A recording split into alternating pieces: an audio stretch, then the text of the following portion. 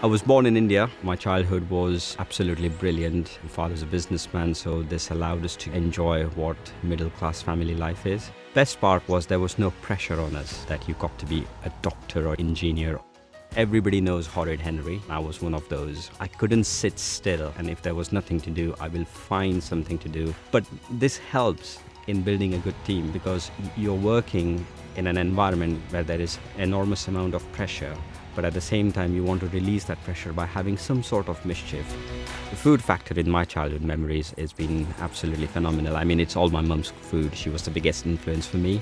And I clearly remember her cooking meals for the entire family, vegetarian, but the flavor was absolutely incredible. I used to always say to my parents, I want to own a hotel without even understanding how much money is required. That love for hospitality started because of the visit to a wedding in a five-star hotel. But at that time, chefing was not on the cards. I never wanted to be a chef. When I went to Institut Paul Bocuse in Lyon, and I saw a creme brulee being blowtorch, that changed the whole world for me.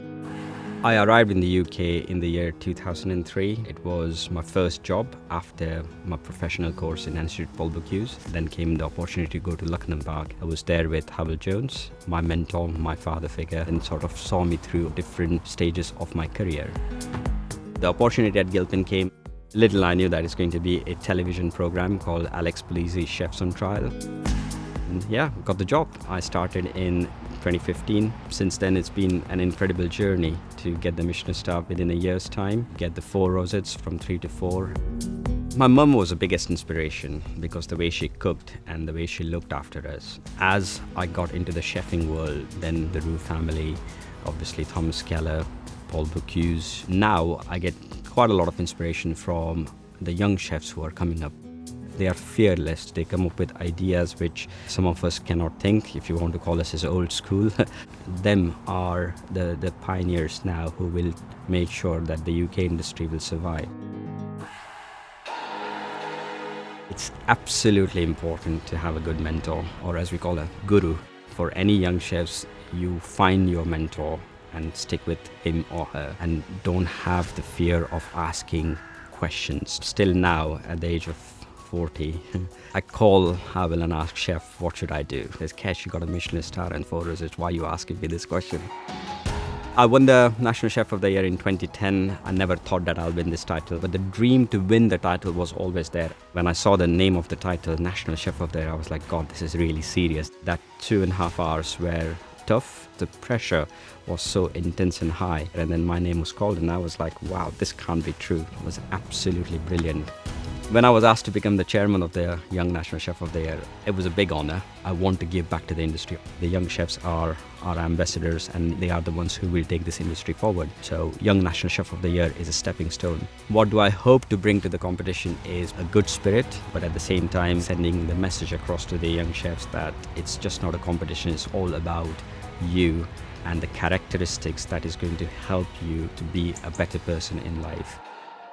The criteria for 2020 is very challenging. We have introduced something that is called Future 50 Foods. The starter is to make a vegetarian velouté with a fresh ravioli. They have to use one of the Future 50 food criterias in making the dish. The Future 50 is those 50 food elements which are sustainable for the planet Earth, which can produce in abundance with using less energy, less water, less natural resources. The main course is using the Norwegian seafood fish that is caught at the sea and flash frozen. It can be either a cod or haddock.